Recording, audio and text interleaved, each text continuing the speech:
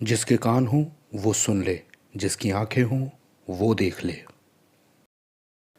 तो आइए तुलना करते हैं और हम ट्रिनिटी से शुरुआत करते हैं।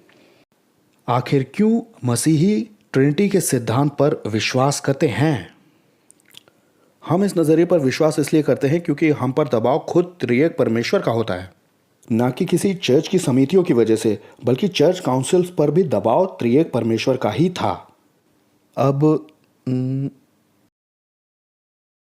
क्रिश्चियंस के लिए हमारे पास एक डेटा भी है। हम सबों के पास एक डेटा होता है, हम सब उस पर काम करते हैं, राइट। हम सब चारों ओर देखते हैं, हम दुनिया देखते हैं कि ये किस तरह से काम करती है, एक मॉरल लॉ है। और आज भी दुनिया में सैकड़ों लाखों लोग ऐसे हैं जो कि ये गवाही देते हैं कि उन्होंने चमत्कार को देखा है, और इनसे हमें मदद मिलती है कि ईश्वर है, ऐसी धारणा बनाएं। लेकिन क्रिश्चियंस के पास स्क्रिप्चर्स भी हैं, ओल्ड टेस्टमेंट, न्यू टेस्टमेंट। और जब हम स्क्रिप्चर्स पढ़ने लगते हैं तो चीज़ें और ज़्यादा रोचक हो जाती हैं। इससे बहुत पहले कि क्रिश्चियंस होते, ये बाइबल की दो सबसे पहली शुरुआती आयतें हैं। आदि में परमेश्वर ने आकाश और पृथ्वी की सृष्टि की। पृथ्वी बेडौल और सुनसान पड़ी थी और गहरे जल के ऊपर अंधियारा था, तथा परमेश्वर का आत्मा जल के ऊपर मंडराता था। तो हमारे पास परमेश्वर हैं, और फिर एक अलग बात कही गई है कि तथा परमेश्वर का आत्मा जल के ऊपर मंडरा रहा था। और फिर बाद में इसी चैप्टर में, ये बाइबल का पहला अध्याय है, वर्स 26, हम पढ़ते हैं कि और फिर परमेश्वर ने कहा, हम मनुष्य को अपने स्वरूप में और अपनी समानता में बनाएं। अब जाहिर से दो सवाल उठते हैं। पहला, वो किससे बात कर रहे हैं? और दूसरा, वो ये क्यों कह रहे हैं कि हम प्लूरल मनुष्य को अपनी यानी हमारी प्लूरल समानता में बनाएं? ये राजशाही वाला हम होगा, राइट। वैसे यहूदी नहीं लगाते प्लूरल ऑफ मैजेस्टी। तो क्यों इसका इस्तेमाल हुआ है, ये आज भी एक रहस्य है। ये हमें आज भी नहीं पता है, लेकिन जब हम इसे आगे पढ़ते जाते हैं तो रहस्य और गहराता जाता है।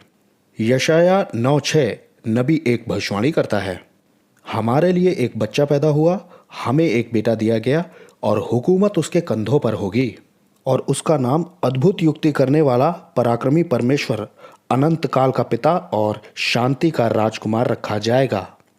एक लड़का पैदा हो रहा है और उसे बेटा कहा जा रहा है, और इस बच्चे को माइटी गॉड कह के बुलाया जा रहा है। अब कैसे एक बच्चा माइटी गॉड हो सकता है? यशाया में ही 48 चैप्टर 16 वर्स, यहोवा कह रहा है, बोलने वाला यहोवा है, और वो ये कहता है, मेरे करीब आओ और इसे सुनो। आदि से लेकर मैंने अब तक कोई भी बात गुप्त में नहीं कही है, और जब से वो हुआ तब से मैं वहाँ हूँ, और अब प्रभु यहोवा ने और उसकी आत्मा ने मुझे भेज दिया है। बात यहोवा ही कर रहे हैं, और यहोवा ये कह रहे हैं कि मुझे यहोवा ने भेजा है, और वो भी यहोवा ही की आत्मा के साथ। कैसे परमेश्वर को परमेश्वर ही भेज सकता है, वो भी परमेश्वर की आत्मा के साथ? हमें नहीं मालूम।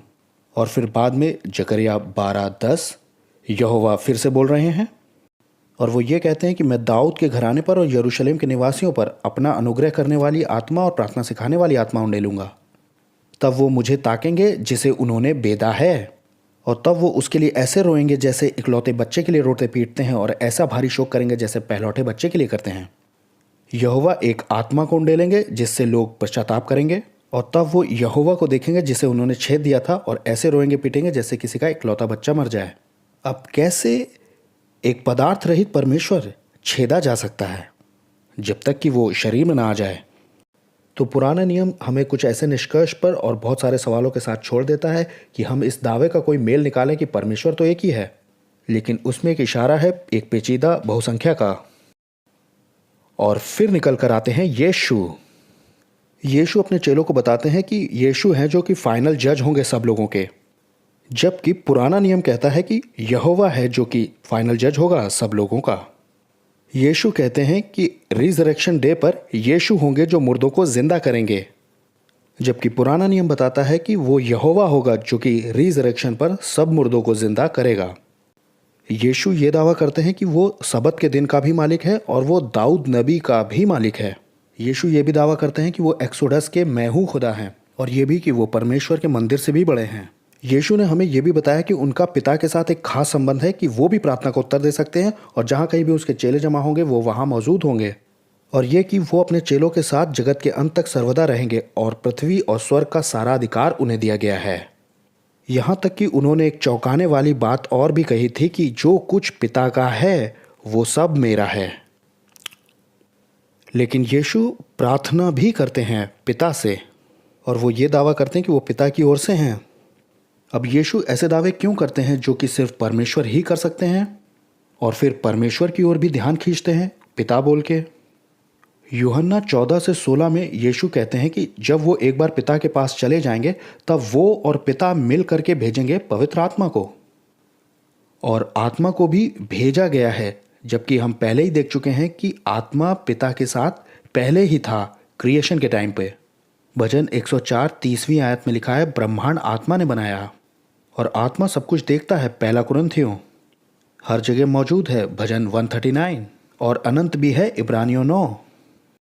ये गुण तो ईश्वरीय विशेषताएं होती हैं, जबकि आत्मा पिता से अलग है और पुत्र से भी।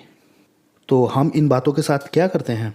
अगर पिता परमेश्वर हैं, पुत्र परमेश्वर हैं और आत्मा परमेश्वर है, और पिता पुत्र नहीं है और पुत्र आत्मा नहीं है और आत्मा भी पिता नहीं है, और परमेश्वर होता एक ही है, सिर्फ ट्रिनिटी ही एक तरीका है। और इसीलिए मैंने कहा कि हमें दबाव है खुद त्रिएक परमेश्वर की ओर से कि हम उसे माने।